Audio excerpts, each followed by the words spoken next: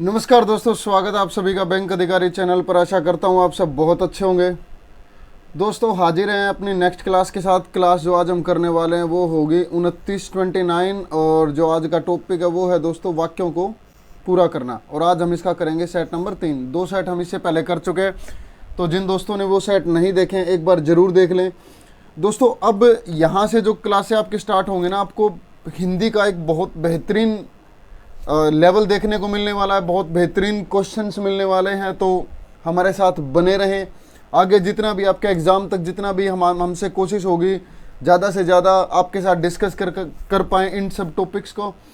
तो आज का जो टॉपिक है दोस्तों वो है वाक्यों को पूरा करना। इसमें कुछ नहीं होता, सिर्फ आपको वाक्य को पढ़ना है, वाक्य के संदर्भ को देखना है। जहाँ पर आपको जो रिक्त स्थान दिया गया है उसके पहले की लाइन और बाद की लाइन को पढ़ना और फिर देखना है कि कौन सा जो ऑप्शन है, जो कौन सा विकल्प आपको जो दिया गया है उसमें कौन सा वहाँ पर फिट बैठता है। ठीक है, तो सिर्फ दोस्तों हिंदी यहाँ जो हम आपसे जो डिस्कस कर रहे हैं वो सिर्फ और सिर्फ रीडिंग बेस हिंदी है और यही आपका बैंकिंग लेवल में पूछी जाती है। तो ज़्यादा देरी ना करते हुए हम अपने क्वेश्चंस की तरफ चलते हैं, देखते हैं कि क्वेश्चन में दिया क्या गया है और बस चलते हैं क्वेश्चन की तरफ। स्टार्ट करते हैं हम अपनी आज की क्लास।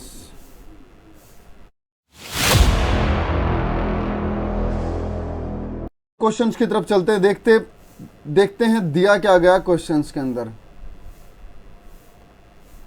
पहला क्वेश्चन है, देखिए दोस्तों आप एक काम कीजिए, एक बार वीडियो को पॉज कर लीजिए, एक बार क्वेश्चंस को पढ़िए ध्यान से कि रिक्त स्थान जो दिया गया है उसके पहले और उसके बाद में जो भी आपको बोला गया है, जो बताया गया है उसके संदर्भ में देखिए कि क्या आ सकता है और कौन सा जो विकल्प है वो यहाँ पर बिल्कुल एकदम सटीक बैठता है।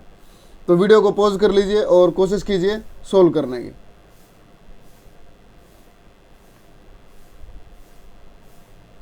आई होप दोस्तों आपने कोशिश की होगी। चलिए देखते हैं कि दिया क्या गया है। इसमें बोला गया है कि वर्ष 2022-23 के बजट ने 21वीं सदी के भारत के विकास की गति शक्ति निर्धारित कर दी है। ठीक है, गति शक्ति योजना की परिकल्पना। और दोस्तों आपने अभी अगर मेंस एग्जाम के लिए आप करंट अफेयर पढ़ रहे होंगे, वहाँ आपने गति शक्ति योजना पढ़ा होगा, जरूर पढ़ा होगा। तो उसी के संदर्भ में यह बात की गई है कि गति शक्ति योजना की परिकल्पना और ब्लैंक सरकार आधारभूत संरचना के विकास के लिए बड़े पैमाने पर काम कर रही है, जिसमें गति शक्ति काफ़ी महत्वपूर्ण है। उन्होंने कहा है कि वर्ष 13-14 में पूंजीगत व्यय 1,75,000 करोड़ रुपए था, जबकि 2022-23 में इसमें 4 गुना वृद्धि कर दी गई है और अब यह 7,50,000 करोड़ रुपए हो गया है। अब दोस्तों यहाँ पर ये देखिए कि कौन सा विकल्प है वो यहाँ पर फिट बैठ सकता है। एक वे नंबर वाइज पढ़ेंगे, हम पहले पढ़ते हैं पहले वाला कि संघवाद पर बल देते हुए केंद्र ने राज्यों की सहायता के लिए इस बजट में 1 लाख करोड़ रुपए का प्रावधान किया है। ठीक है, गति शक्ति योजना समन्वित तरीके से ढांचागत योजना क्रियान्वयन और निगरानी का काम करेगी। बुनियादी ढांचे से जीवन को सुगम बनाने के साथ ही कारोबार भी आसान हो जाता है। ठीक है, सरकार ने राष्ट्रीय राजमार्ग, रेल मार्ग, हवाई मार्ग, जल मार्ग और ऑप्टिकल फाइबर या नवीकरणीय ऊर्जा जैसे विभिन्न क्षेत्रों में निवेश में बढ़ोतरी की है। नेक्स्ट वाला देखते हैं, बजट में समाहित प्रावधानों ने आधारभूत संरचना पर आधारित विकास से देश की अर्थव्यवस्था और मजबूत होगी तथा रोजगार के नए अवसर पैदा होंगे। त्वरित आर्थिक विकास के लिए समन्वय। वेबिनार में विभिन्न मंत्रालयों के अधिकारी, प्रमुख शिक्षाविद और उद्योग जगत के प्रतिनिधि भाग ले रहे हैं। अब दोस्तों यहाँ कौन से वाला आना चाहिए, ए, बी, सी, डी और ई में से? चलो एक एक करके यहाँ पर रखकर देखते हैं कि गति शक्ति योजना की परिकल्पना और संघवाद पर बल देते हुए केंद्र ने राज्यों की सहायता के लिए इस बजट में 1 लाख करोड़ रुपए का प्रावधान किया है। सरकार आधारभूत संरचना के विकास के लिए बड़े पैमाने पर काम कर रही है। ठीक है, ये भी आ सकता है। और कि गति शक्ति निर्धारित कर दिया। गति शक्ति योजना की परिकल्पना और गति शक्ति योजना समन्वय तरीके से ढांचागत योजना, क्रियान्वयन और निगरानी पर काम करेगी। बुनियादी ढांचे से जीवन को सुगम बनाने के साथ ही कारोबार भी आसान हो जाता है।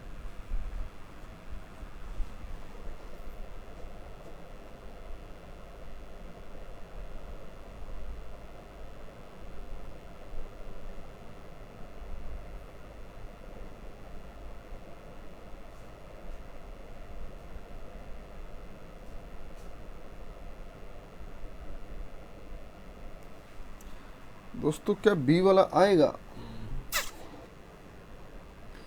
कि गति शक्ति योजना की परिकल्पना और गति शक्ति योजना समन्वित तरीके से। अब दोस्तों एक चीज देखिए कि जब इसने एक बार गति शक्ति यहां पर एक्सप्लेन बता दिया है कि गति शक्ति योजना की परिकल्पना, और अगर यहां पर गति शक्ति योजना नहीं लिखा होता है और समन्वित तरीके से ढांचागत योजना तो बिल्कुल सही था, लेकिन यहां पर गति शक्ति एक बार दिया गया है, दोबारा गति शक्ति नहीं, ऐसे आएगा ही नहीं। हमेशा वो होता ना कि जब एक बार नाउन जब हम डिक्लेयर कर देते तब उसके बाद दोबारा उस नाउन को एक्सप्लेन करने के लिए प्रोनाउन यूज होते हैं। तो इसीलिए यहाँ पर गति शक्ति योजना जब एक बार बता दी है तो दोबारा यहाँ पर गति शक्ति योजना को लिखना वाजिब नहीं होगा अगर ग्रामेटिकल तरीके से देखें तो इसीलिए गति शक्ति योजना का जो बी वाला है ये ऑप्शन से बाहर हो जाता है। परिकल्पना और सरकार ने राष्ट्रीय राजमार्ग, रेल मार्ग और निर्माण क्षेत्रों में बढ़ोतरी की है। सरकार आधारभूत संरचना के विकास के लिए बड़े पैमाने पर काम कर रही है, जिसमें गति शक्ति काफी महत्वपूर्ण है। अब दोस्तों एक चीज देखिए यहाँ ये बोल रहा है, अगर नेक्स्ट वाले में देखिए तो आधारभूत संरचना के विकास के लिए सरकार बड़े पैमाने पर काम कर रही है, जिसमें गति शक्ति काफी महत्वपूर्ण है। अब दोस्तों अगर ये जो जहां पर ये क्षेत्र जो बताए गए हैं, जो भी ये विभिन्न क्षेत्र बताए गए हैं, ये बड़े पैमाने पर काम करने के बाद बताने चाहिए कि पहले वो निम्न में एक्सप्लेन करे कि भाई सरकार है वो बड़े पैमाने पर काम कर रही है और किन किन क्षेत्र में काम कर रही है, ये उसके बाद आना चाहिए था कि किस किस क्षेत्र में काम कर रही है, राजमार्ग में, रेल मार्ग में, हवाई मार्ग में, जल मार्ग में, ऑप्टिकल फाइबर में और आपका नवीकरणीय ऊर्जा जो आपका रिन्यूएबल एनर्जी जो बोलते हैं। तो ये वाले बड़े पैमाने पर काम करने के बाद आने चाहिए, लेकिन यहाँ ये पहले नहीं आ सकते, इसीलिए जो सी वाला जो आपका ऑप्शन है उसको एलिमिनेट कर दिया जाता है। अब गति शक्ति योजना की परिकल्पना और बजट में समाहित प्रावधानों के आधारभूत संरचना पर आधारित विकास से देश की अर्थव्यवस्था और मजबूत होगी और रोजगार के नए अवसर पैदा होंगे। परिकल्पना और गति शक्ति योजना की परिकल्पना। अब दोस्तों जो एक योजना है उसके बारे में पहले इंसान सोचेगा कि भाई हमें एक योजना लेके आनी है या हमें कोई कार्य करना है तो हमें स्टेप बाय स्टेप इस तरह से चलना है। अब उस सिर्फ बात हो रही है योजना की और यहां बात हो रही है बजट की। दोस्तों बजट की बात तो बजट में समाहित प्रावधानों से आधारभूत संरचना पर आधारित विकास से देश की अर्थव्यवस्था और मजबूत होगी तथा रोजगार के नए अवसर पैदा होंगे। सरकार आधारभूत संरचना के विकास के लिए बड़े पैमाने पर काम कर रही है। डी भी आ तो सकता है। एक बार ई वाला देखिए कि ई में क्या है कि गति शक्ति योजना की परिकल्पना और त्वरित आर्थिक योजना के लिए समन्वय। वेबिनार का तो यहीं कहीं जिक्र भी नहीं हो रहा, तो इसलिए ऑप्शन ई भी आपका एलिमिनेट हो जाता। अब आपके पास दोस्तों ऑप्शन बचते हैं ए और आपका ऑप्शन डी। अब ये देखिए कि प्रॉपर ढंग से जो एकदम स्ट्रिक जो विकल्प है वो कौन सा है, कौन से वाला जो स्ट्रिक जो विकल्प है वो आपका आ सकता है। एक बार दोबारा पढ़ते हैं दोस्तों। इस तरह के जो क्वेश्चंस होते हैं उनमें आपको बार बार उसी ब्लैंक के आसपास पढ़िए, जो भी आपको जो रिक्त स्थान दिया गया है उसके आसपास पढ़ने की कोशिश कीजिए, आपको जो संकेत मिलेगा वो वहीं से मिलेगा। तो एक बार दोबारा पढ़ते हैं कि वर्ष 2022-23 के बजट ने 21वीं शताब्दी के भारत के विकास की गतिशक्ति निर्धारित कर दी है। गतिशक्ति योजना की परिकल्पना और बजट में समाहित प्रावधानों से आधारभूत संरचना पर आधारित विकास से देश की अर्थव्यवस्था और मजबूत होगी और रोजगार के नए अवसर पैदा होंगे।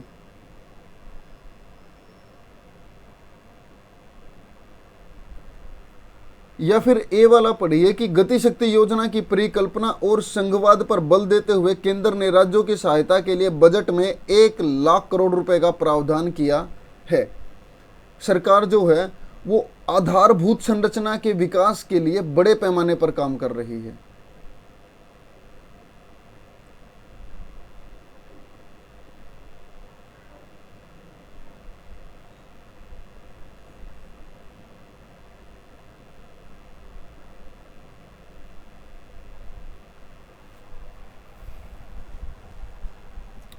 दोस्तों क्या आना चाहिए, मैं भी कंफ्यूज हो गया हूं इसमें।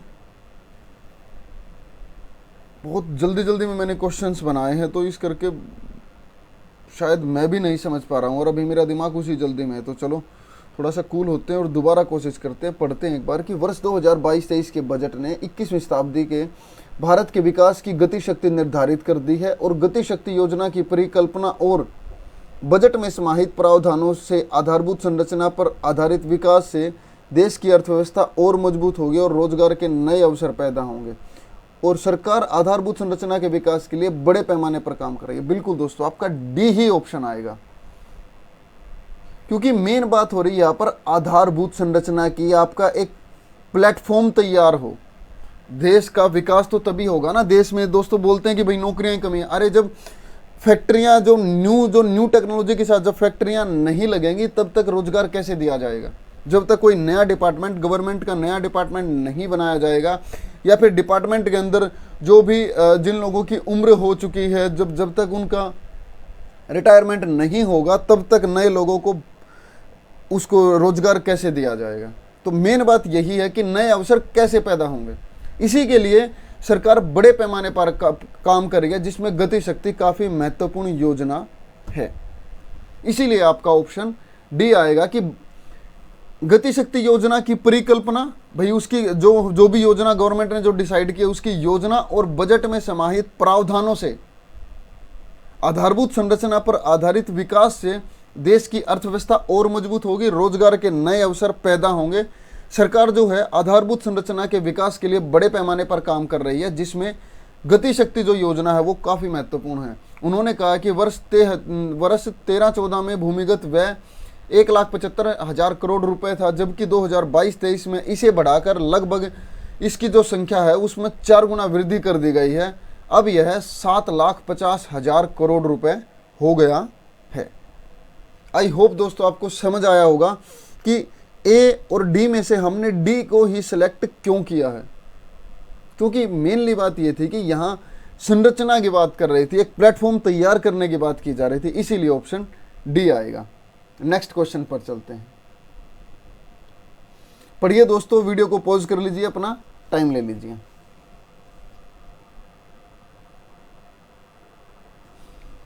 दोस्तों मैं आपको यहां बड़े बड़े वाक्य इसीलिए दे रहा हूं कि ताकि अगर आपका जब एग्जाम जब होना है, अगर वहां पर इतने बड़े वाक्य आ जाएं तो आपको 1% भी कंफ्यूजन ना हो और आप देख के वहां उन सब चीज़ों को देखकर, बड़े बड़े वाक्यों को देखकर आप भयभीत ना हो।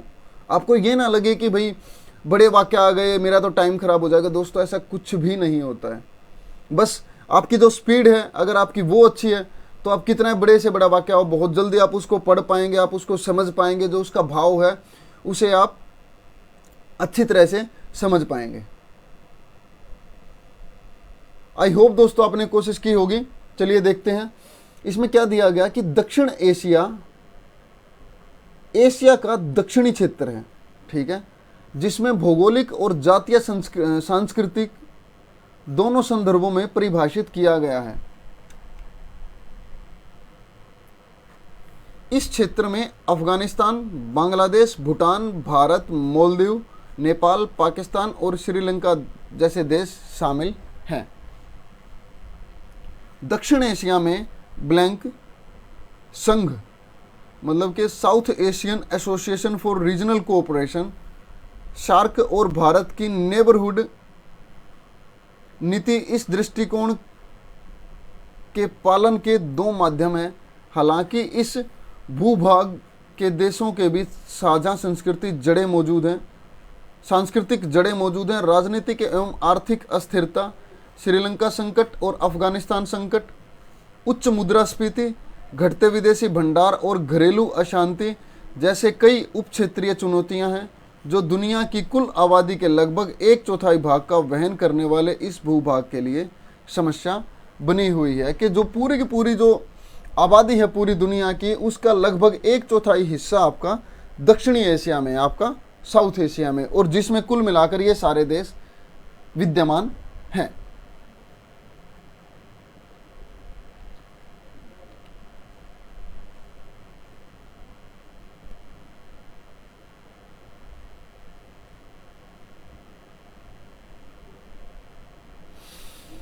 अब दोस्तों देखिए इसमें क्या आ सकता है।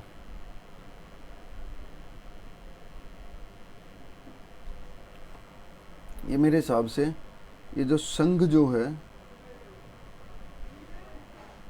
इसको आप थोड़ी देर के लिए यहां से इलिमिनेट कर लीजिए। अब पढ़िए,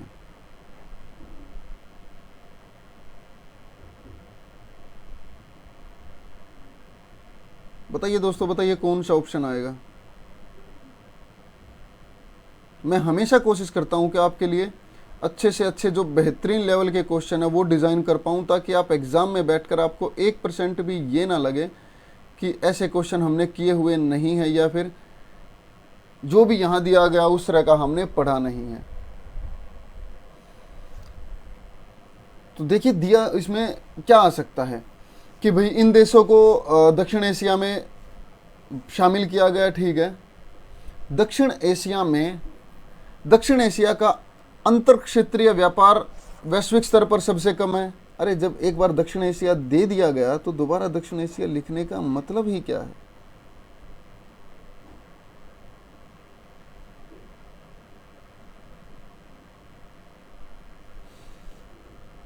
दक्षिण एशिया में भारत के छोटे पड़ोसी देश बाह्य शक्तियों के साथ घनिष्ठ संबंधों के माध्यम से भारत के प्रभाव को संतुलित करने का प्रयास कर रहे हैं।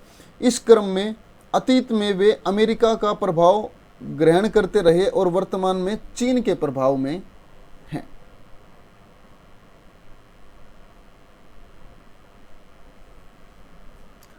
और अगर सी वाला पढ़े तो दक्षिण एशिया में क्षेत्रीय आर्थिक एकीकरण का भारत का दृष्टिकोण दक्षिण एशिया में वृहत अंतर्देशीय व्यापार, निवेश प्रवाह और क्षेत्रीय परिवहन एवं संचार लिंक पर आधारित है।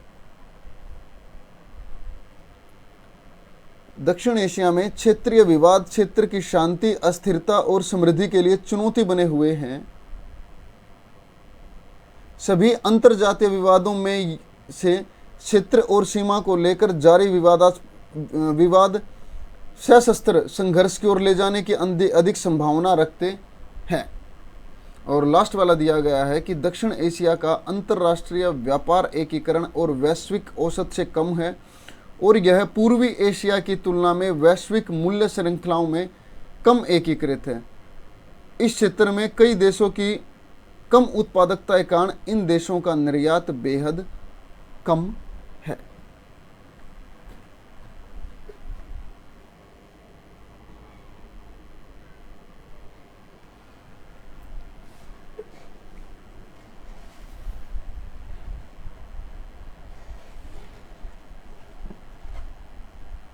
बताइए दोस्तों क्या आ सकता है।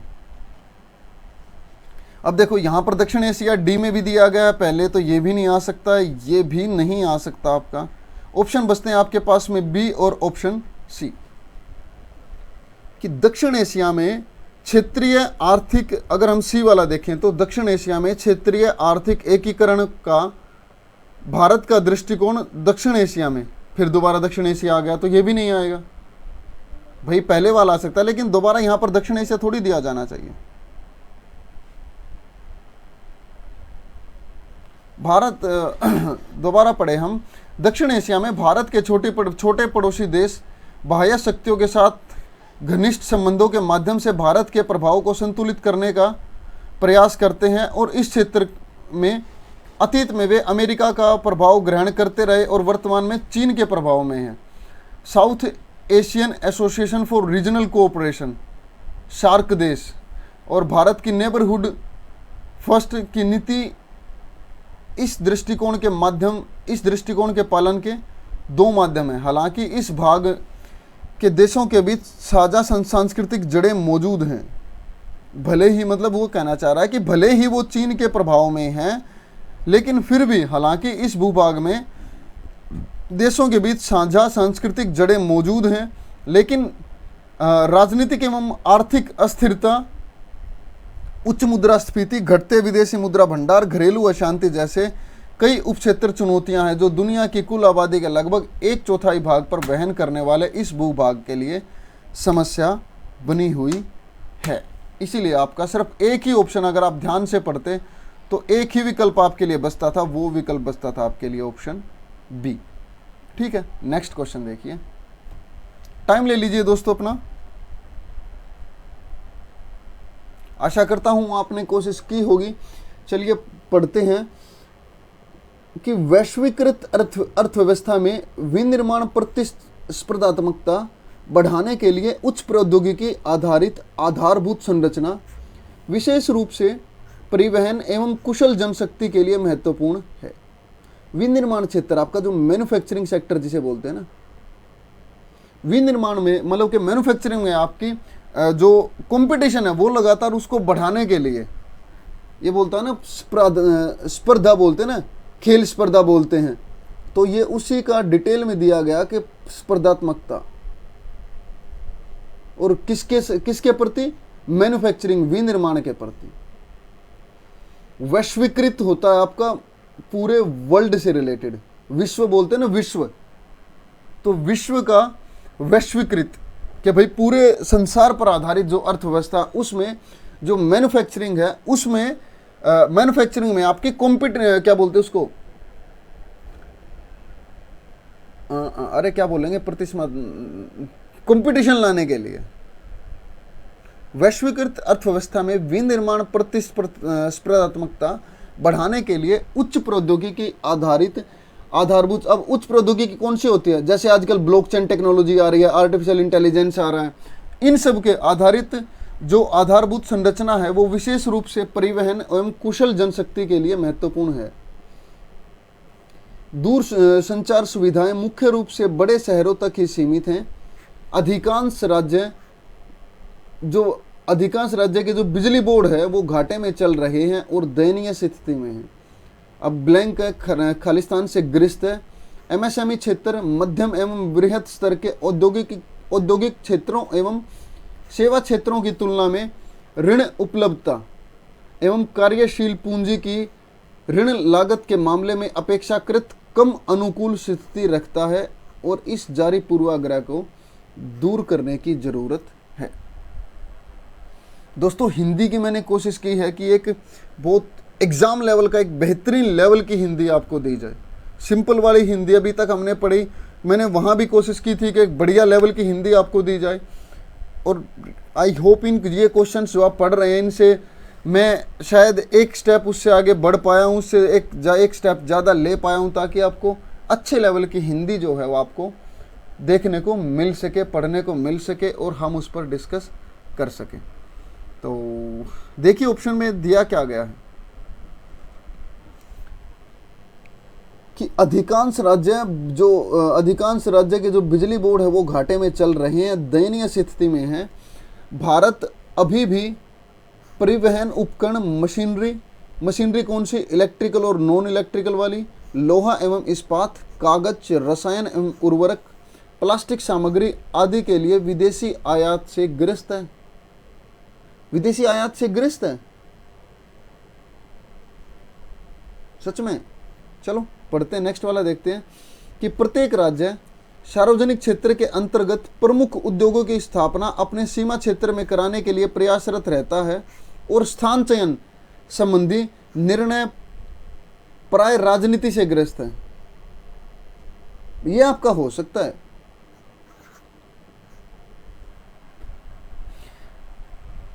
कि भाई जो सार्वजनिक क्षेत्र के जो भी उद्योग हैं, अब उनको कोई गवर्नमेंट, भाई हर एक जो राज्य की जो सरकार है, जो राज्य सरकार, वो यही चाहेगी कि भाई जब कोई भी यूनिट लगती है, नई मैन्युफैक्चरिंग यूनिट लगती है, कोई भी इस तरह की, जब जहाँ पे उनको लगता है कि भाई यहाँ से रोजगार उत्पन्न हो सकता है और हमारा राज्य का जो आर्थिक विकास है वो हो सकता है, तो जायज़ सी बात है कि हर कोई जो राज्य सरकार है वो उस उद्योगों की स्थापना अपने सीमा क्षेत्र में कराने के लिए वो हमेशा प्रयासरत रहेंगे। उनकी कोशिश यही रहेगी कि बाहर से जो भी आपकी एफडीआई वगैरह, जो भी बाहर से कंपनी आती थे, उनको अपने राज्य में लेकर आए, ऐसे लुभावने उनको मतलब ऑफर दे कि जिससे वो कंपनियां उनके राज्य में सेटल हो जाएं। तो क्या ग्रस्त है? हाँ, बी वाला आ सकता है। सी वाला देखिए कि रेल परिवहन पर अत्यधिक भार है, जबकि सड़क परिवहन कई प्रकार की समस्याओं से ग्रस्त है। एमएसएमई क्षेत्र मध्यम एवं बृहद क्षेत्र के औद्योगिक क्षेत्रों एवं सेवा क्षेत्रों की तुलना में ऋण उपलब्धता और कार्यशील पूंजी की ऋण लागत के मामले में अपेक्षाकृत कम अनुकूल स्थिति रखता है। इस जारी पूर्वाग्रह को दूर करने की जरूरत है। हाँ, ये भी हो सकता है कि इन समस्याओं से ग्रसित है।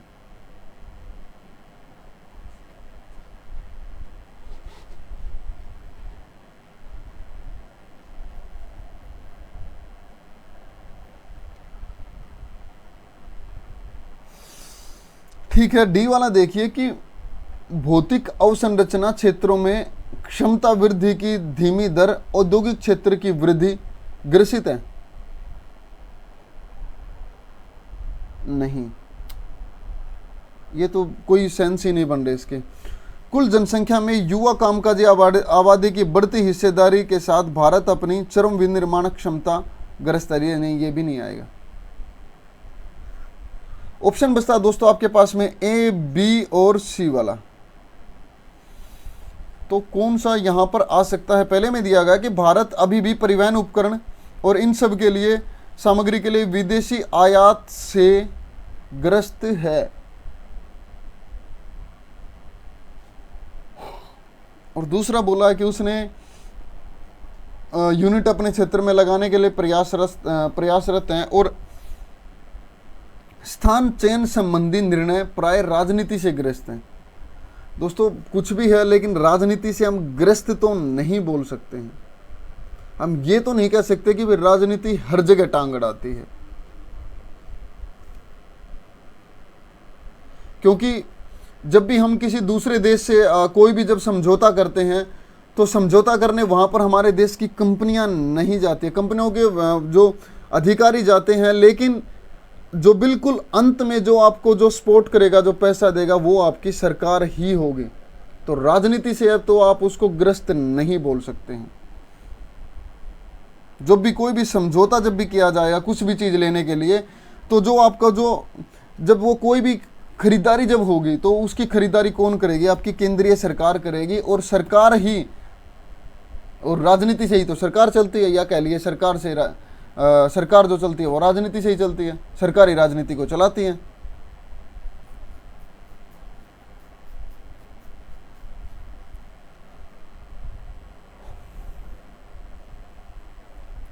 तो दोस्तों मुझे जहां तक लग रहा है आयात से ग्रस्त तो नहीं होना चाहिए। हाँ, ये कह सकते हैं कि भाई जो आयात है वो अभी काफ़ी ज़्यादा है और हमें उसे कम करने की ज़रूरत है, ताकि जो हमारे एमएसएमई जो क्षेत्र हैं या और जो वृहद स्तर के जो औद्योगिक जो क्षेत्र हैं उसमें पैसा आ सके, ताकि हम जो पैसा जो हम बाहर भेज रहे हैं, हम बाहर से कुछ सामान मंगवाते हैं, वह जो पैसा हम बाहर भेज रहे हैं वो पैसा हम यही खर्च कर पाएँ और जो यहाँ पर जो स्थिति है उसके अनुकूल बना पाएँ, और जो हमारा जो मध्यम जो क्षेत्र है, जो हमारा एमएसएमई जो क्षेत्र है, हम उसको बढ़ा पाएँ। और दूसरी बात दोस्तों यहाँ ये देखिए कि इसमें लिखा हुआ है कि दूरसंचार जो सुविधाएं हैं मुख्य रूप से बड़े शहरों तक सीमित हैं। अब छोटी जगह जाने के लिए, छोटे क्षेत्रों में, छोटे गांवों में जाने के लिए, छोटे कस्बों में जाने के लिए सबसे ज़्यादा हमें किस चीज़ की ज़रूरत है दोस्तों? रेल परिवहन की और सड़क परिवहन की। और सबसे मेन यहाँ पर यही बताया गया है कि जो दूरसंचार जो सुविधाएं हैं मुख्य रूप से बड़े शहरों तक ही सीमित हैं, उनको छोटे क्षेत्रों में भी जाकर ले जाना चाहिए, ताकि अब दोस्तों जो रेल परिवहन है बिना बगैर सिग्नल के तो आजकल कोई काम करता नहीं।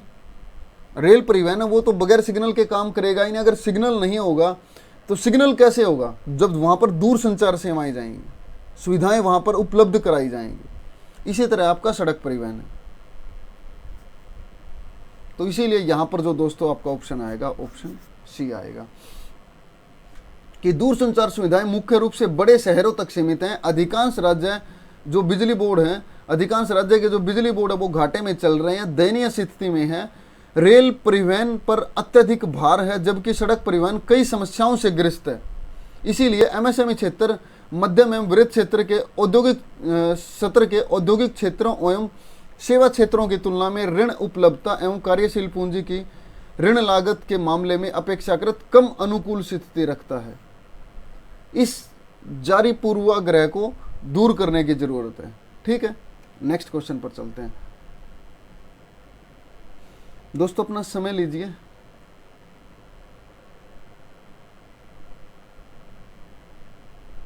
ठीक है, आपने अपना समय लिया, अब साथ मिलकर पढ़ते हैं। निम्न भुगतान प्राप्त अनियमित कार्य, भाई जिसमें कम भुगतान मिले, जो मेहतनामा है वो कम मिले, और अनियमित कार्य की भाई कोई निश्चित समय नहीं है कि भाई जैसे प्राइवेट उसमें काम होता है, ऑफिस में काम होता है, गवर्नमेंट में काम होता है कि भाई आपको 5 या 6 दिन आपको काम करना होगा। तो ऐसा अनियमित कार्य स्वीकार करने के प्रति महिलाएं अधिक इच्छुक होती हैं।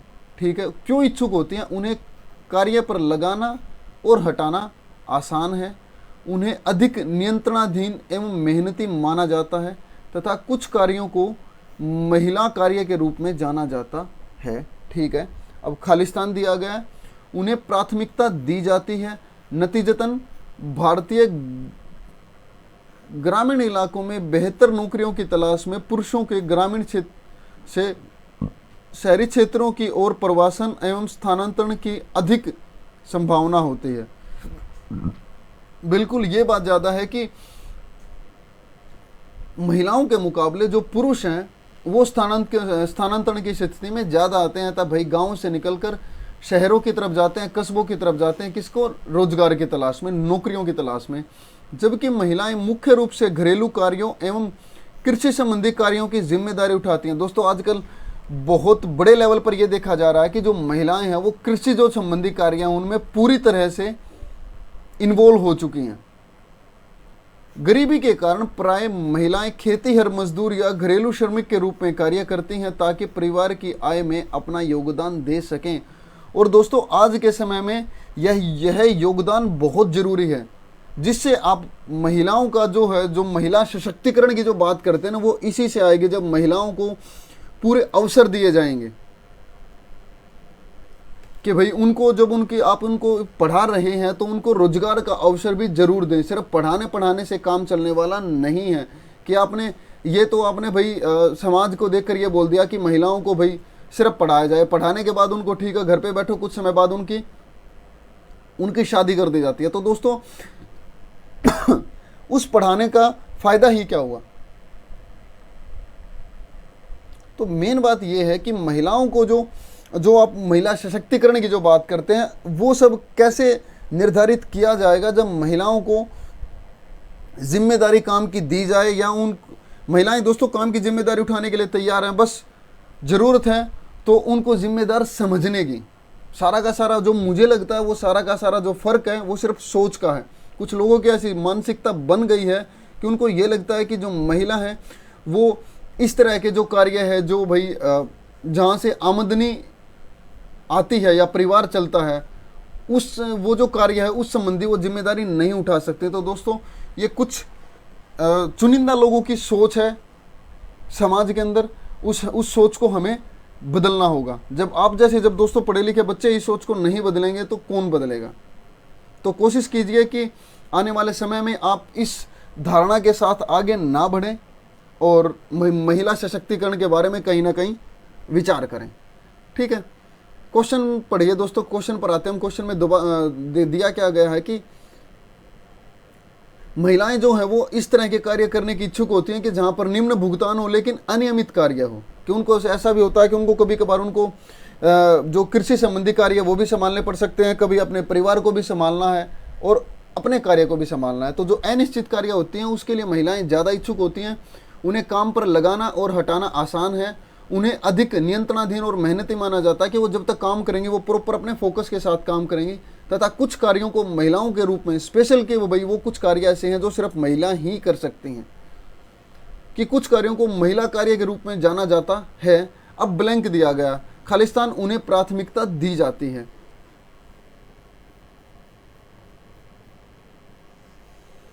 अब ऑप्शन देखिए कि ग्रामीण क्षेत्रों में ग्रामीण पुरुषों के बढ़ते प्रवास ने कृषि क्षेत्र के नारीकरण यानी कृषि गतिविधियों में महिलाओं की वृहत संलग्नता एवं भागीदारी का एक परिदृश्य उत्पन्न किया है जहां उन्हें प्राथमिकता दी जाती है।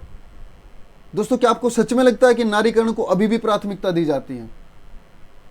कुछ लेवल तो बढ़ा है कि आप ये कह सकते हैं कि अगर हम इस तरह ग्राफ में अगर हम करें तो जब पहले बिल्कुल शून्य था, अब इतना ग्राफ बढ़ा है महिलाओं के लिए, फीमेल के लिए। लेकिन अगर मेल के लिए तो देखें दोस्तों, ये ग्राफ यहाँ तक बढ़ चुका है। तो फीमेल के लिए अभी ये ग्राफ यहीं तक है। तो जहां उन्हें प्राथमिकता दी जाती है दोस्तों, नहीं, उन्हें प्राथमिकता अभी भी नहीं दी जा रही है। दूसरे वाला देखिए, बी वाला देखिए कि पितृसत्तात्मकता सामाजिक भूमिकाओं के अनुरूप महिलाएं प्रजनन एवं पारिवारिक देखभाल कार्यों के लिए उन्हें प्राथमिकता दी जाती है। हाँ, ये हो सकता है आपका कि महिलाओं को जो है उनको प्राथमिकता, उनको बोला क्या जाता है कि महिलाएं प्रजनन एवं पारिवारिक देखभाल, कि परिवार को बनाना और परिवार की देखभाल करना सिर्फ आपकी जो प्राथमिकता है, आपको यही होनी चाहिए। ठीक है, ये आ सकता है आपका, लेकिन इसको अगर वहां रख कर देखें तो क्या ये कंप्लीट हो रहा है? कुछ कार्यों को महिलाओं के रूप में जाना जाता है। ठीक है, ब्लैंक में नेक्स्ट में क्या दिया गया है? महिलाओं कार्य को महिला के रूप में जाना जाता है। पितृसत्तात्मक सामाजिक भूमिकाओं के अनुरूप महिला प्रजनन एवं पारिवारिक देखभाल कार्यों के लिए उन्हें प्राथमिकता दी जाती है। नतीजतन भारतीय ग्रामीण इलाकों में बेहतर नौकरियों की तलाश में पुरुषों के ग्रामीण से शहरी क्षेत्रों की ओर प्रवासन एवं स्थानांतरण की अधिक संभावनाएं होती हैं, जबकि संभावनाएं होती हैं। दोस्तों, ये इससे कनेक्ट तो उतना प्रॉपर ढंग से नहीं कर रहा। कोई नहीं, एक बार नेक्स्ट वाला पढ़ते हैं। नेक्स्ट वाले में क्या दिया गया कि जो महिलाएं परिवार के पुरुषों के प्रवास के बाद परिवार के पोषण के लिए पारंपरिक पुरुष भूमिकाएं निभाती हैं, उन्हें नहीं निभाती हैं, इसके साथ में कुछ और शब्द आना चाहिए, इसीलिए उन्हें प्राथमिकता दी जाती है, तो उन्हें प्राथमिकता दी जाती है और उसी को मद्देनजर रखते हुए उन्हें प्राथमिकता दी जाती है। यहाँ पे कुछ और शब्द आना चाहिए था, इसीलिए आपका जो है सी जो है ऑप्शन से एलिमिनेट हो जाता है, विकल्प की दौड़ से बाहर हो जाता है।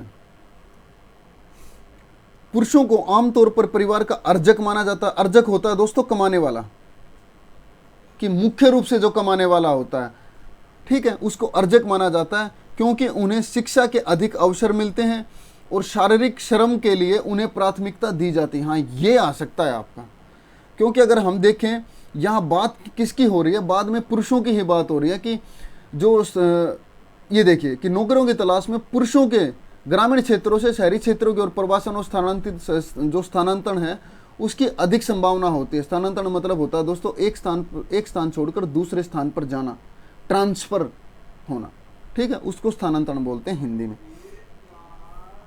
और ई वाला देखिए कि ई वाले में क्या दिया गया कि काम के अत्यधिक बोझ के कारण महिलाएं अपने बच्चों के लिए अपर्याप्त समय निकाल पाते हैं। पुरुष प्रवास से प्राप्त आर्थिक लाभ के बावजूद पुरुष प्रवास से प्राप्त आर्थिक लाभ के बावजूद उन्हें प्राथमिकता दी जाती है। नहीं दोस्तों, महिलाओं को अभी भी उतनी प्राथमिकता नहीं दी जा रही जितनी उन्हें दी जानी चाहिए।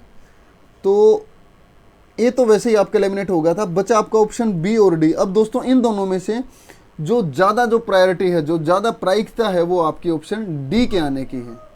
तो डी में दोस्तों आपका ऑप्शन यहाँ पर ये नहीं आ सकता, इसीलिए जो आपका ऑप्शन बी इसीलिए यहाँ पर एलिमिनेट हो जाता है। क्योंकि अगर हम कंप्लीट वाक्य को अगर पढ़ें कि निम्न भुगतान प्राप्त अनियमित कार्य स्वीकार करने के लिए प्रति महिलाएं अधिक इच्छुक होती हैं, उन्हें कार्य पर लगाना और हटाना आसान है, उन्हें अधिक नियंत्रणाधीन एवं मेहनती माना जाता है तथा कुछ कार्यों को महिला के रूप में जाना जाता है, पुरुषों को आमतौर पर परिवार का अर्जक माना जाता है क्योंकि उन्हें शिक्षा के अधिक अवसर मिलते हैं और शारीरिक श्रम के लिए उन्हें प्राथमिकता दी जाती है।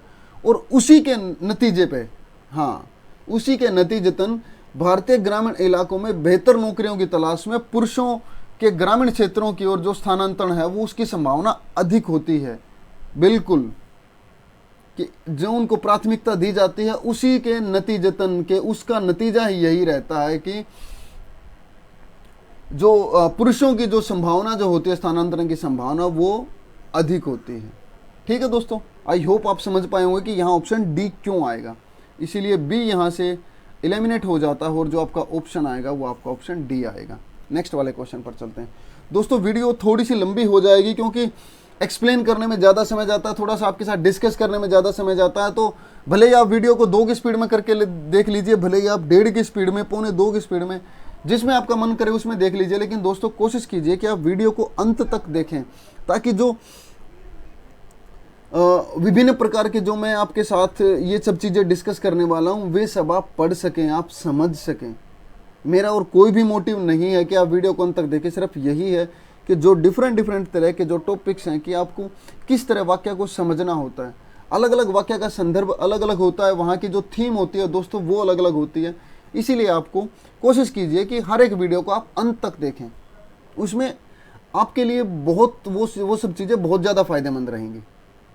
नहीं तो देखो दोस्तों, मेरा कुछ नहीं जाएगा, मैं तो आपके साथ डिस्कस कर रहा हूँ, उसमें फ़ायदा तो मेरा ये है कि बस मैं आपके साथ, मुझे स्पेशली हिंदी पढ़ने का टाइम नहीं लगता, बस मैं यही करता हूँ कि आपके साथ इन चीज़ों को डिस्कस कर लेता हूँ, तो कुछ चीज़ मुझे समझ आ जाती है, वही कोशिश करता हूँ कि मैं आपके साथ उनको बता सकूँ। बस तैयारी, कि मेरी तैयारी हो रही है, मैं चाहता हूँ कि जब मेरी तैयारी हो रही है तो आपकी भी मेरे साथ साथ में क्यों ना हो।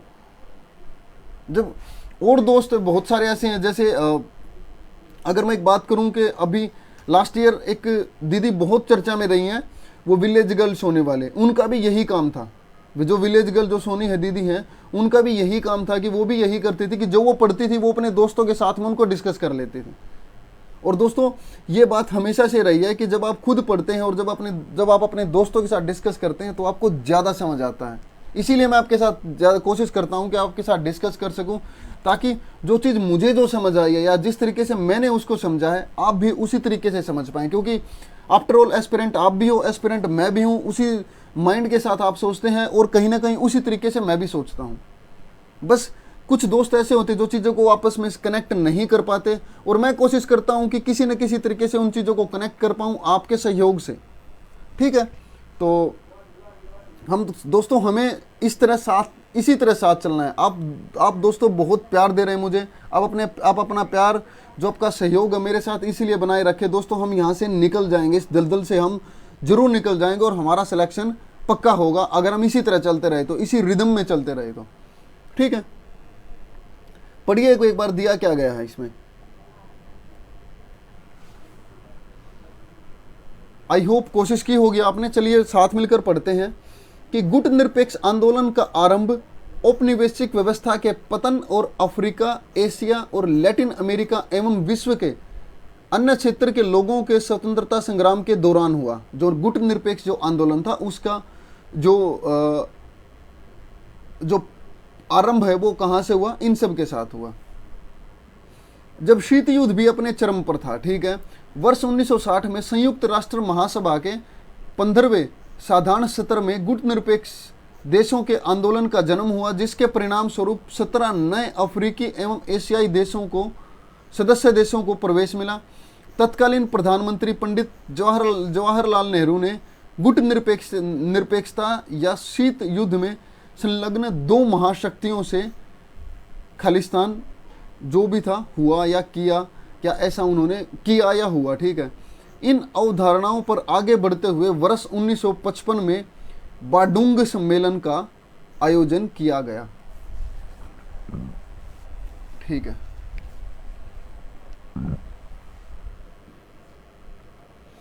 तत्कालीन भारतीय प्रधानमंत्री जवाहरलाल नेहरू ने गुट निरपेक्षता या शीत युद्ध में संलग्न दो महाशक्तियों से, अब ऑप्शन पढ़कर देखते हैं कि ऑप्शन में क्या आएगा। दो महाशक्तियों से राष्ट्रीय स्वतंत्रता तथा राज्यों की संप्रभुता एवं क्षेत्रीय अखंडता के समर्थन करने तथा बहुपक्षीय सैन्य समझौतों पर गैर अनुपालन पर केंद्रित थे। महाशक्तियों से केंद्रित थे? नहीं, नहीं नहीं नहीं नहीं, क्षेत्रियों से मतलब समर्थन मिला या कुछ ऐसा होना चाहिए कि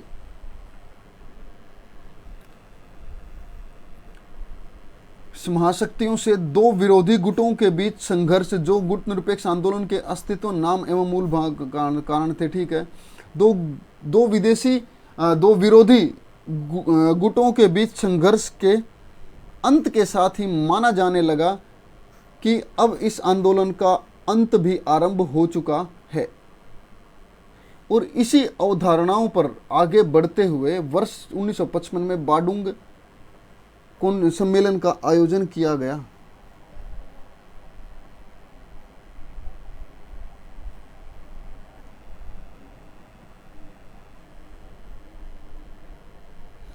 देखते हैं दोस्तों, ये भी कुछ लग रहा है। नेक्स्ट वाला देखते हैं कि तत्कालीन प्रधानमंत्री जवाहरलाल नेहरू ने गुट निरपेक्षता या शीत युद्ध में संलग्न दो महाशक्तियों से सुरक्षा, आर्थिक समता और आतंकवाद जैसे अस्तित्वकारी खतरों के उन्मूलन के लिए समूह के बीच एक साझा दृष्टिकोण तलाश करती है। नहीं, क्या तलाश करती है? कौन तलाश करती है?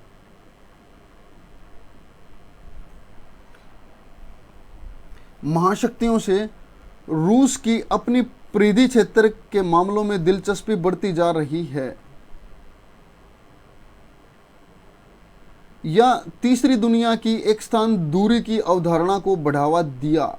हाँ, क्योंकि यहाँ अवधारणा लिखा हुआ है और यहाँ भी सेम वही शब्द दिया गया कि उस अवधारणा को बढ़ावा दिया, और इन्हीं अवधारणाओं पर, इस तरह की अवधारणाओं को बढ़ा दिया और इन्हीं अवधारणाओं पर आगे बढ़ते हुए वर्ष 1955 में बाडुंग सम्मेलन का आयोजन किया गया।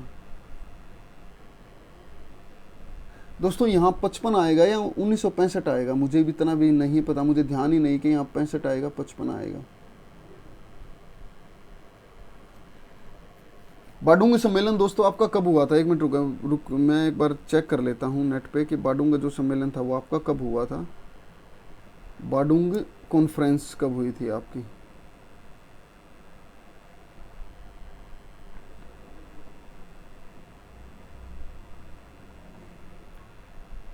BADUNG बाडुंग सम्मेलन, हाँ ये कब हुआ था आपका? हाँ 1955 में हुआ था दोस्तों, ठीक है।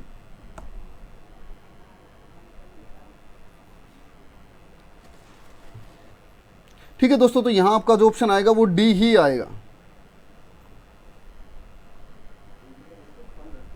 सॉरी ई आएगा, ई आएगा आपका। यहाँ जो ऑप्शन आएगा वो ई आएगा, क्योंकि अवधारणाओं की बाद में बात हो रही थी और इसी तरह की अवधारणा के बारे में इससे पहले कहीं कोई जिक्र नहीं हुआ था। ऐसी कोई भी चीज़ें नहीं लग रही थी जो मतलब इस तरह की आगे बढ़ने वाली बात पर कहीं कोई जिक्र हो।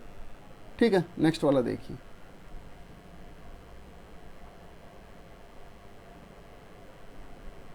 अब दोस्तों ताइवान का जिक्र हो रहा है इस वाक्य में और सेमीकंडक्टर की बात ना हो, मुझे नहीं लगता कि ऐसा कहीं हो।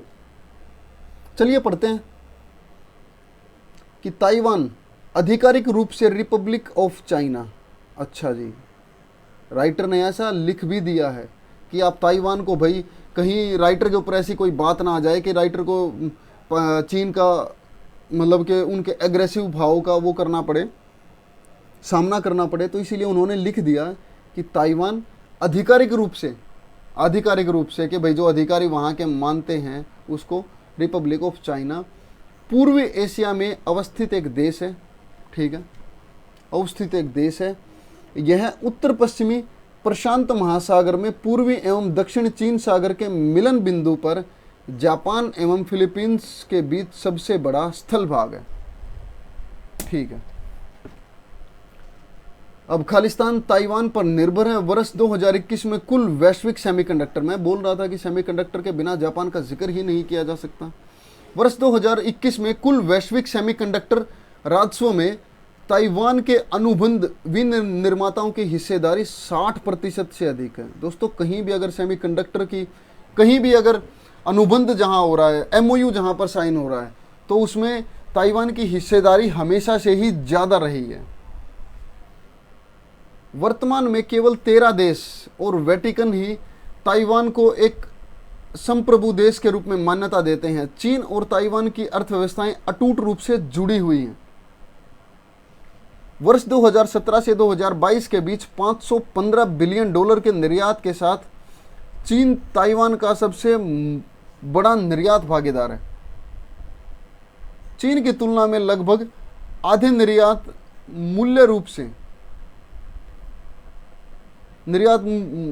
मूल्य के साथ अमेरिका दूसरा सबसे बड़ा भागीदार है।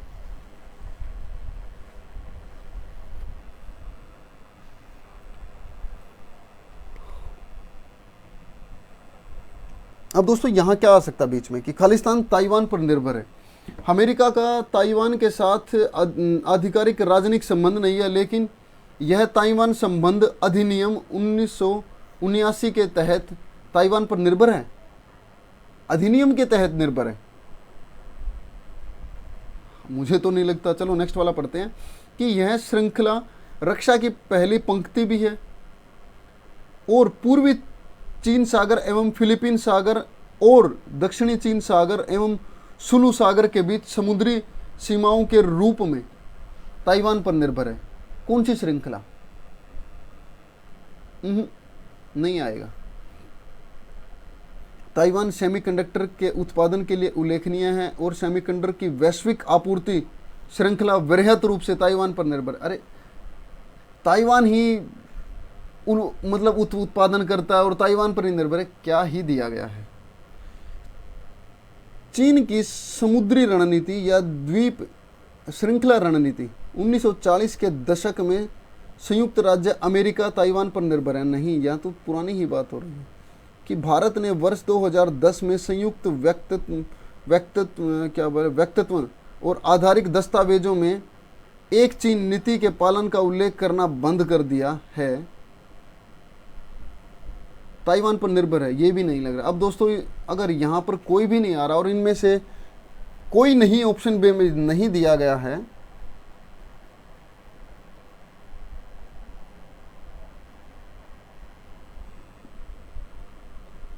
तो ऑप्शन ए ही आएगा।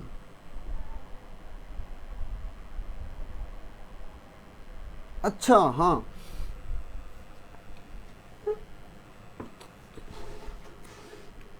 एक बार पढ़िए दोस्तों, पूरा पढ़िए कि फिलीपींस के बीच सबसे बड़ा स्थल है। ठीक है, अमेरिका का ताइवान के साथ आधिकारिक जो राजनयिक संबंध तो नहीं है, लेकिन यह ताइवान संबंध अधिनियम ताइवान रिलेशन एक्ट 1979 के तहत ताइवान पर ही निर्भर है। वर्ष 2021 में कुल वैश्विक सेमीकंडक्टर राजस्व में ताइवान के अनुबंध विनिर्माताओं की हिस्सेदारी 60% से अधिक थी और इस अधिकता का यहाँ पर भाग भी बता दिया कि चीन की तुलना में लगभग आधे निर्यात मूल्य के साथ अमेरिका इसका दूसरा सबसे बड़ा भागीदार है। ये बता भी दिया इसने, इसीलिए यहाँ पर अमेरिका का जिक्र ही हो रहा है और उसी का आएगा।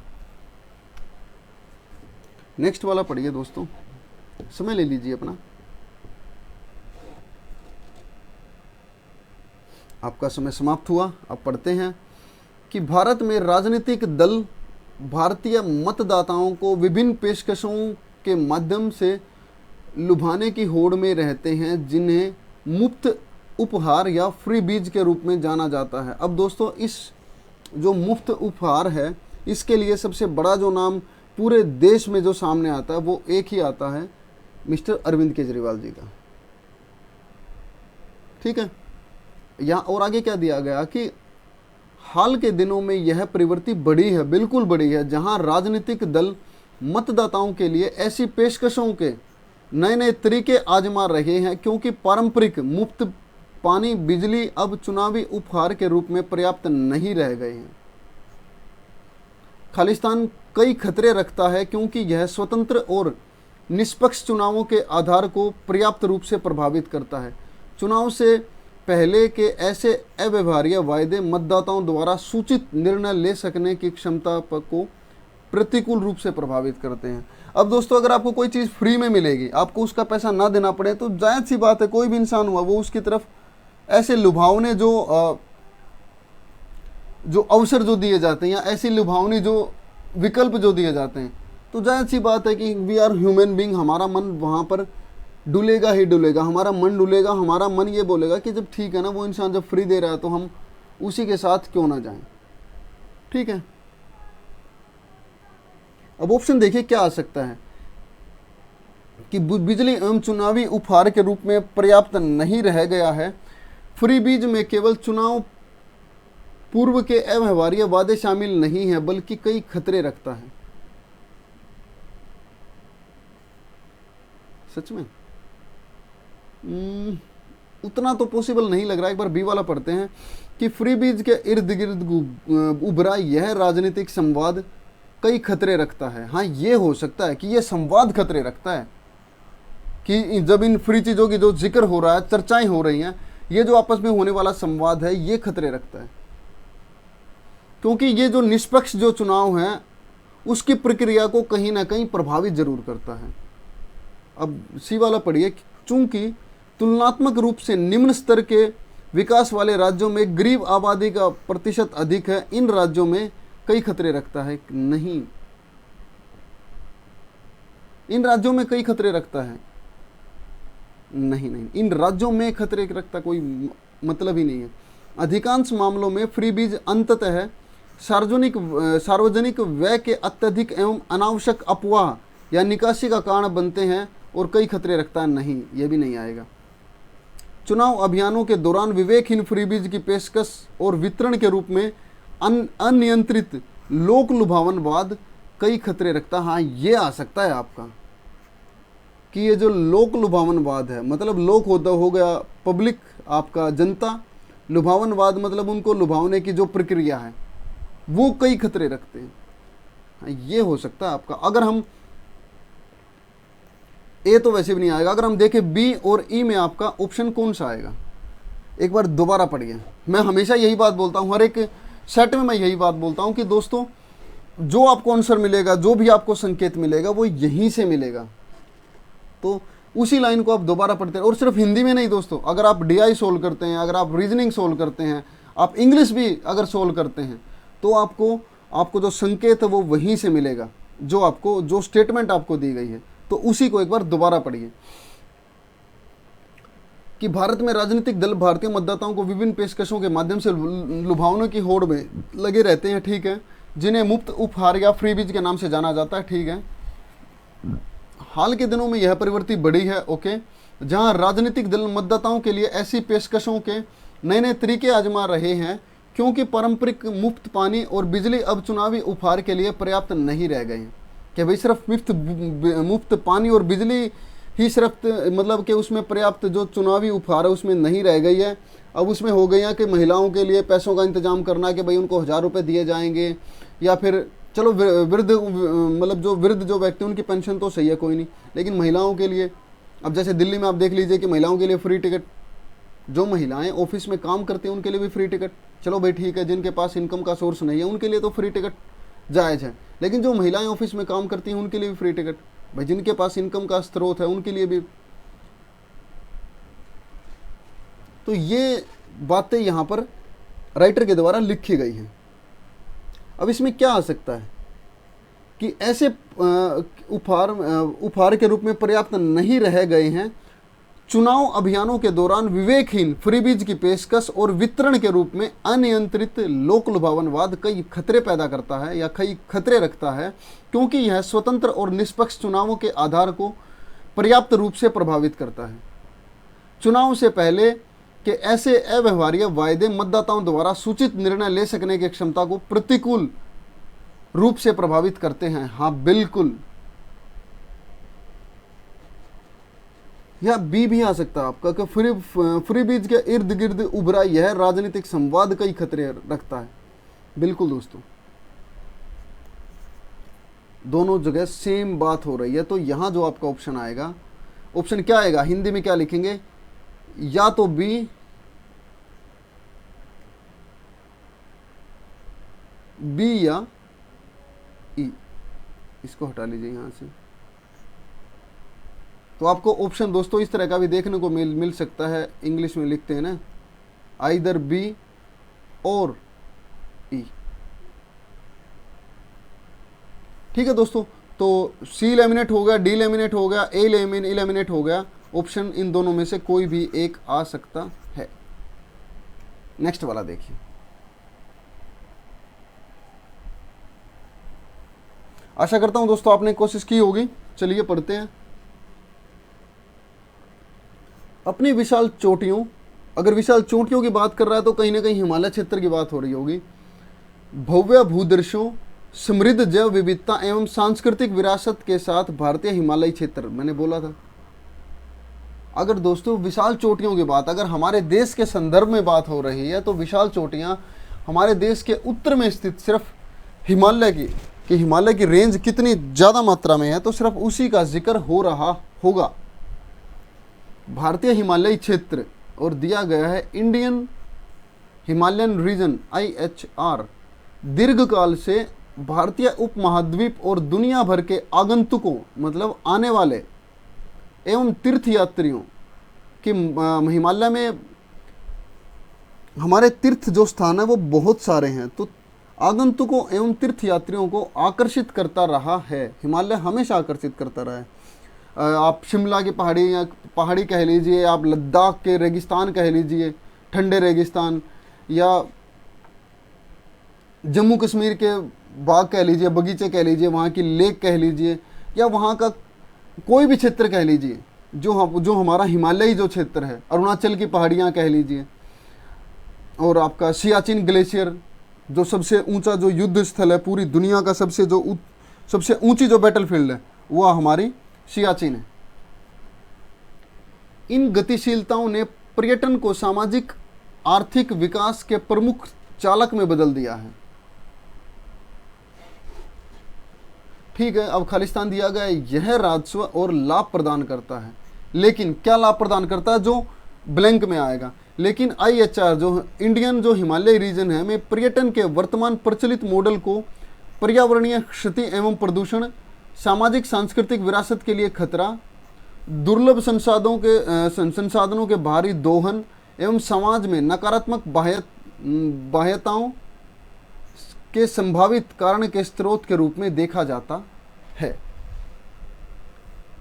ब्लैंक में देखिए क्या आएगा कि प्रचुर मात्रा में वर्षा एवं विशाल हिम क्षेत्रों के साथ हिमालय में मौजूद बड़े हिमनद, मतलब कि जो बड़े बड़े जो आपके क्या बोलते हैं इनको, ग्लेशियर, भारत की विशाल नदियों के पोषण के आधार, यह राजस्व लाभ प्रदान करता है। नहीं, राजस्व लाभ इससे कैसे होगा।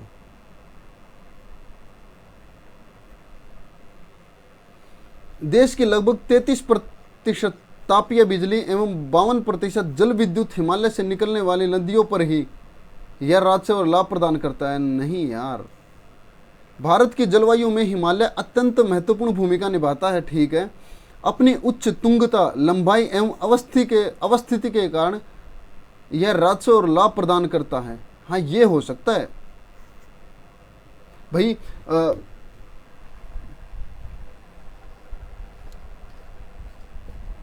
हिमालय को देखने के लिए बहुत सारे लोग जाते हैं, तो वहाँ पर जो जिस भी राज्य में जाते हैं तो उस राज्य का राजस्व बढ़ता है और उनको लाभ प्रदान होता है, क्योंकि जब लोग जाएंगे तो वहाँ का परिवहन है वो मतलब यूज करेंगे, वहाँ के जो रहने के जो स्थान है वो यूज करेंगे, तो उसमें टैक्स वगैरह तो वो देंगे ही।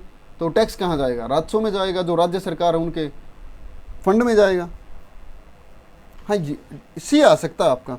डी वाला भी देखिए, डी वाले में क्या दिया गया है कि स्थानीय पर्वतीय आबादी के लिए पर्यटन मूल्यवान आर्थिक एवं व्यावसायिक अवसर प्रदान करता है और राज्य सरकार एवं निजी उद्यमियों के लिए राजस्व और लाभ प्रदान करता है। ये भी आपका आ सकता है। और ई वाला देखिए कि हिमालय पर्वतमाला वन संसाधनों से अत्यंत समृद्ध है। यहाँ समुद्र तल से ऊंचाई के रूप में उष्णकटिबंधीय वनस्पति से राजस्व और लाभ प्रदान करता नहीं। ये तो नहीं आएगा आपका, मतलब ए नहीं आएगा, बी भी नहीं आएगा, ई भी नहीं आएगा। ऑप्शन आपका सी या डी कोई भी आ सकता है। अब पढ़ने से पता चलेगा कि सबसे ज़्यादा जो ऑप्शन है किस में आ सकते हैं, सबसे ज़्यादा जो स्टिक जो लग रहा है वो कौन से वाला आ सकता है। इन गतिशीलताओं ने पर्यटन को सामाजिक आर्थिक विकास के लिए प्रमुख चालक में बदल दिया है। भारत की जलवायु में हिमालय अत्यंत महत्वपूर्ण भूमिका निभाता है। अपनी उच्च तुंगता, लंबाई एवं अवस्थी के कारण राजस्व और लाभ प्रदान करता है। ठीक है, अगर डी वाला पढ़े तो स्थानीय पर्वतीय आबादी के लिए पर्यटन मूल्यवान आर्थिक एवं व्यावसायिक अवसर प्रदान करता है। राज्य सरकारों एवं निजी उद्यमियों के लिए है बिल्कुल, कि राजस्व नॉर्मल उससे ज़्यादा राजस्व दोस्तों कहाँ मिलता है और कैसे मिलता है। इसीलिए यहाँ से आपका ऑप्शन सी एलिमिनेट हो जाता है। इसीलिए यहाँ आपका ऑप्शन डी आएगा कि स्थानीय पर्वतीय आबादी के लिए पर्यटन जो है मूल्यवान आर्थिक एवं व्यावसायिक अवसर प्रदान करता है और इसी से उनको उनका राजस्व होता है और उनको लाभ प्राप्त होता है। पढ़िए दोस्तों, पढ़िए, समय लीजिए अपना।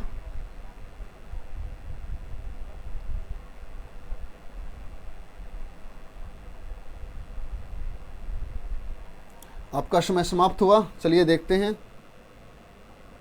शहरीकरण, अर्बनाइजेशन, विकास से गहन रूप से संबंध है। बिल्कुल, जब दोस्तों गांवों का जब शहरीकरण होता है तो विकास तो अपने आप ही होगा और प्राय आर्थिक विकास के एक प्रमुख चालक के रूप में कार्य करता है। कौन कार्य करता है? शहरीकरण। भारतीय ग्रामीण समाज से शहरी समाज में संक्रमण के कगार पर है।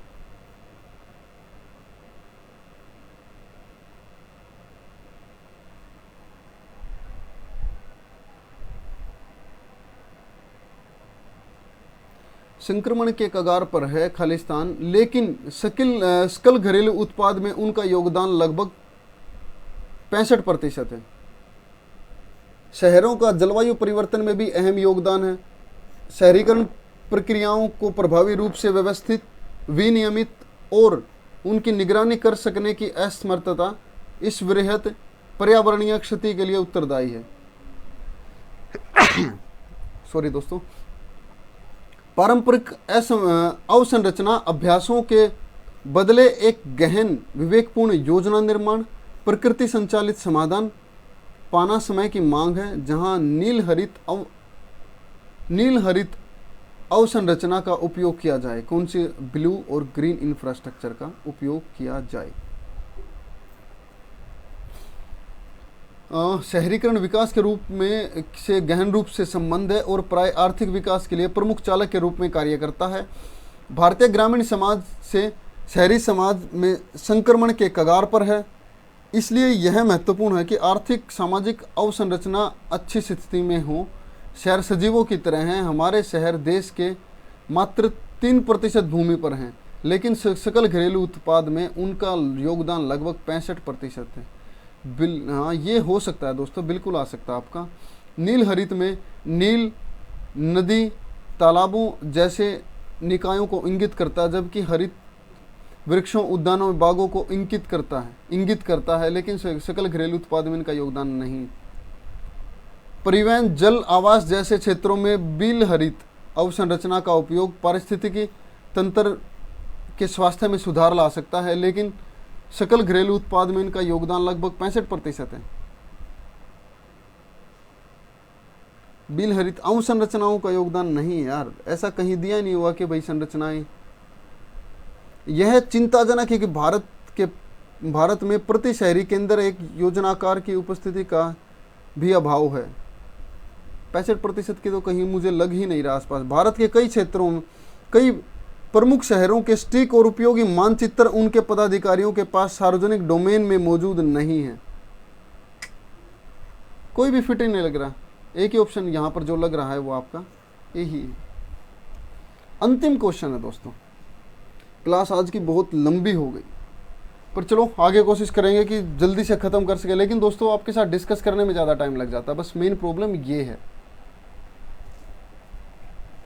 पढ़िए एक बार दोस्तों, पढ़िए।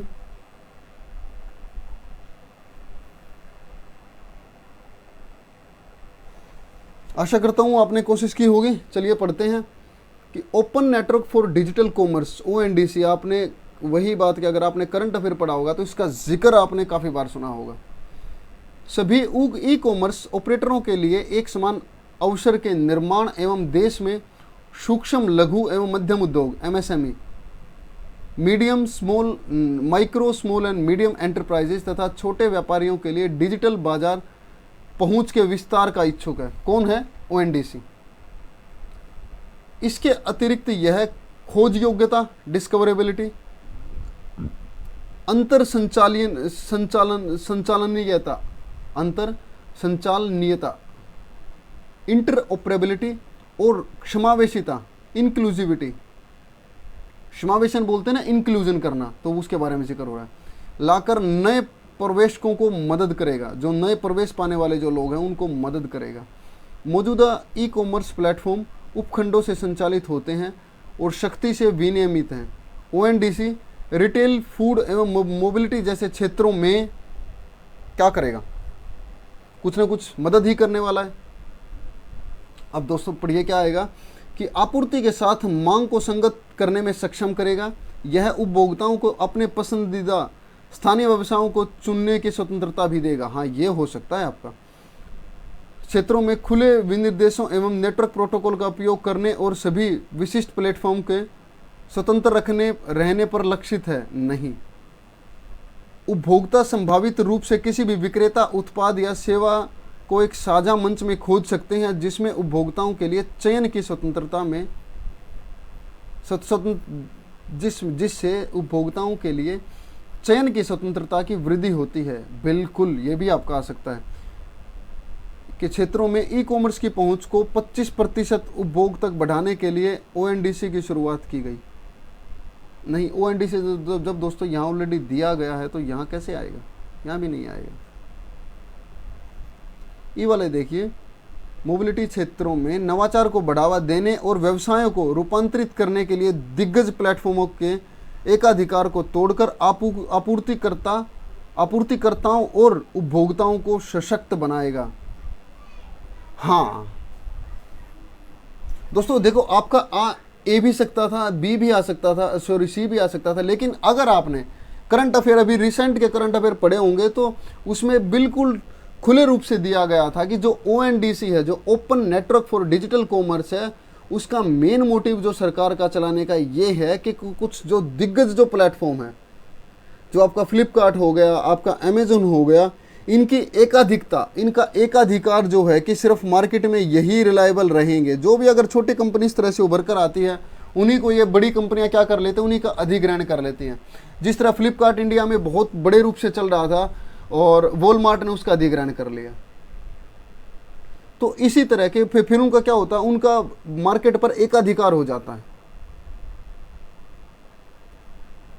तो उसको तोड़ने के लिए ही ONDC का गवर्नमेंट द्वारा संचालन किया गया। अभी तो हालांकि ये उसमें कौन सा फेज बोलते हैं उसको, टेस्टिंग फेज में है, लेकिन गवर्नमेंट इसके ऊपर बड़ी तन्मयता के साथ काम कर रही है और बड़ी बड़ी दिग्गज कंपनियों ने मतलब इस प्लेटफॉर्म के साथ हाथ मिलाया। ONDC के लिए माइक्रोसॉफ्ट ने इसकी ऐप बनाने के लिए हाथ मिलाया। ठीक है दोस्तों, तो यहां पर इसका ऑप्शन जो स्टिक जो ऑप्शन आएगा वो आपका E ही आएगा। मतलब ये है कि A और C अगर इसकी प्रायिकता यहाँ है तो E की प्रायिकता दोस्तों ग्राफ के तौर पर यहाँ है, तो हम E के साथ जाएंगे। ठीक है दोस्तों, आई होप आपको आज की क्लास अच्छी लगी होगी, आपको काफ़ी कुछ सीखने को मिला होगा।